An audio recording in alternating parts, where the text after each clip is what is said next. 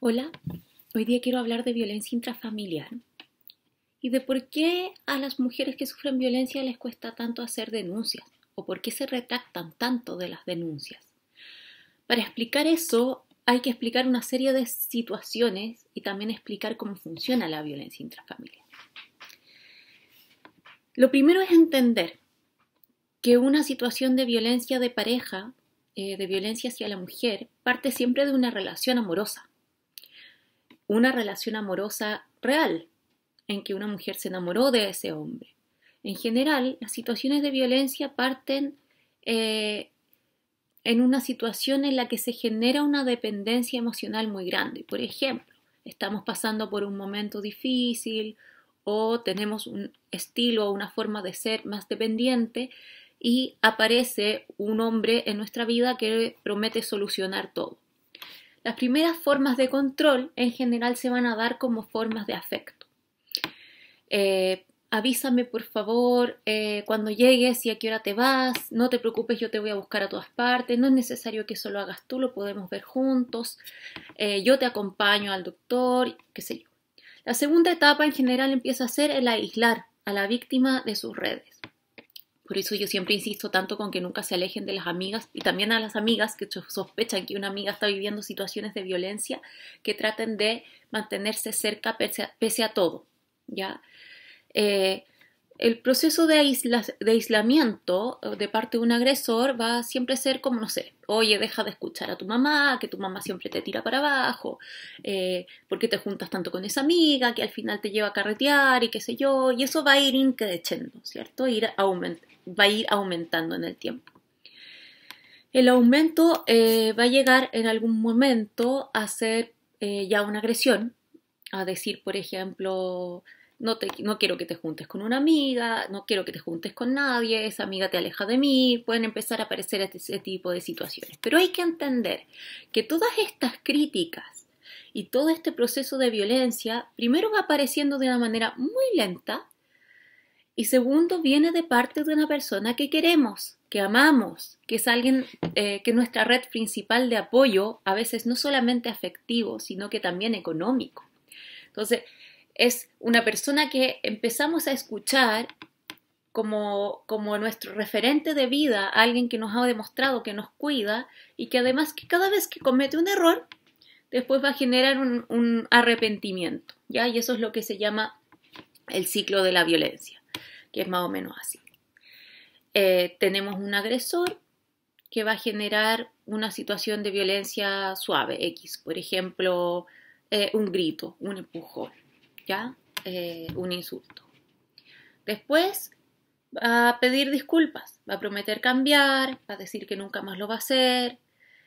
La persona quizás se resista un poco, pero va a ser insistente, va a ser convincente, ya bueno, le vamos a creer.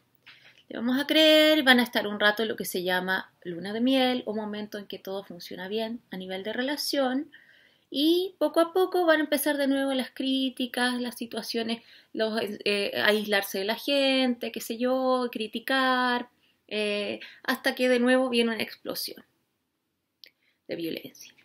Esa explosión genera una crisis, genera un quiebre, y después el agresor vuelve a decir perdón, lo siento de verdad, voy a ir al psicólogo, voy a arreglar las cosas, voy a dejar alcohol, lo que sea que tenga que hacer. Finalmente esa persona, como lo quiere, se convence, o como depende económicamente de él, se convence y esta situación después vuelve así eternamente. El tema es que no solamente tenemos este círculo, sino que también este círculo va así, es decir, va en aumento.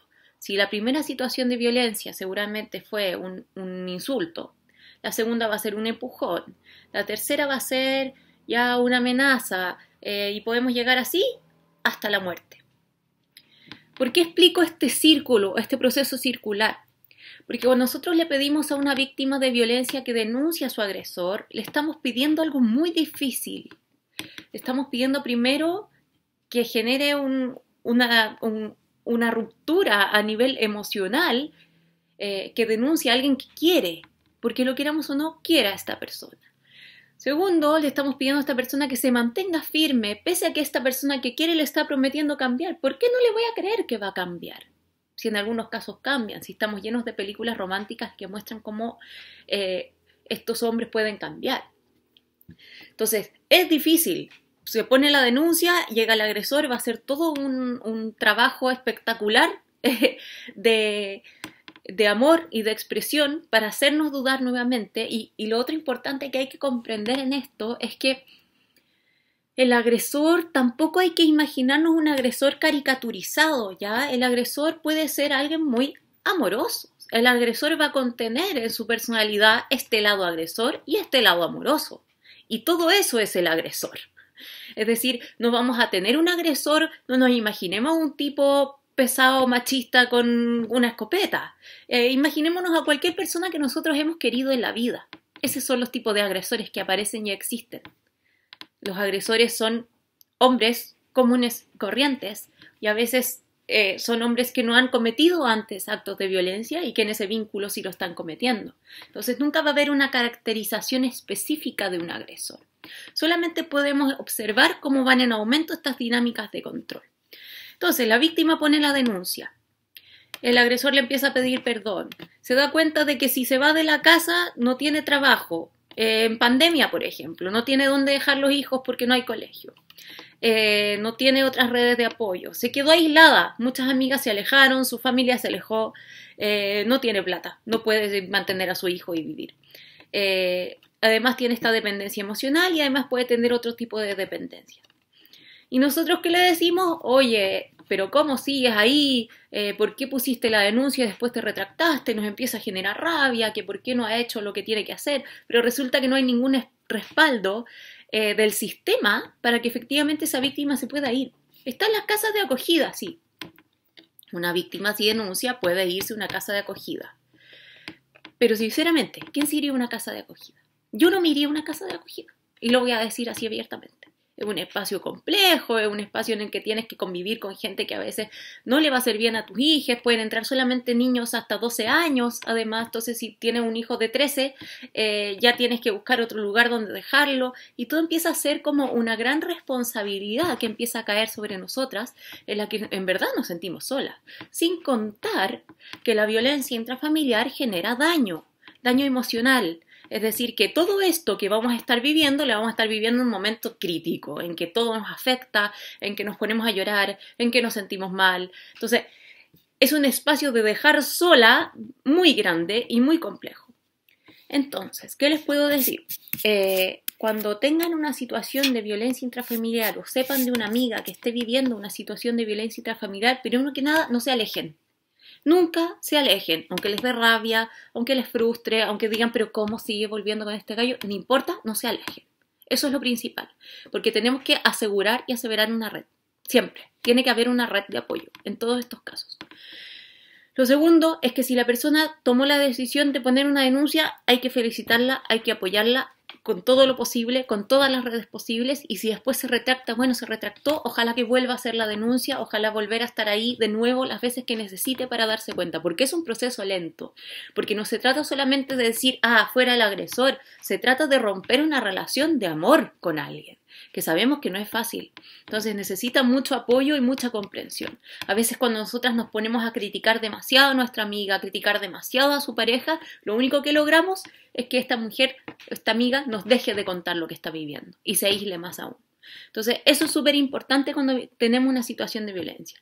Y lo otro, por supuesto, es seguir trabajando a nivel de sistema para que hayan políticas efectivas de acompañamiento a las mujeres, porque no está bien estar en una situación así de vulnerable, verse vulnerable además económicamente, verse además a cargo a veces de hijes, y no tener ningún tipo de apoyo real de parte del Estado. Es complejo. Le estamos pidiendo a una mujer que haga mucho cuando hace una denuncia.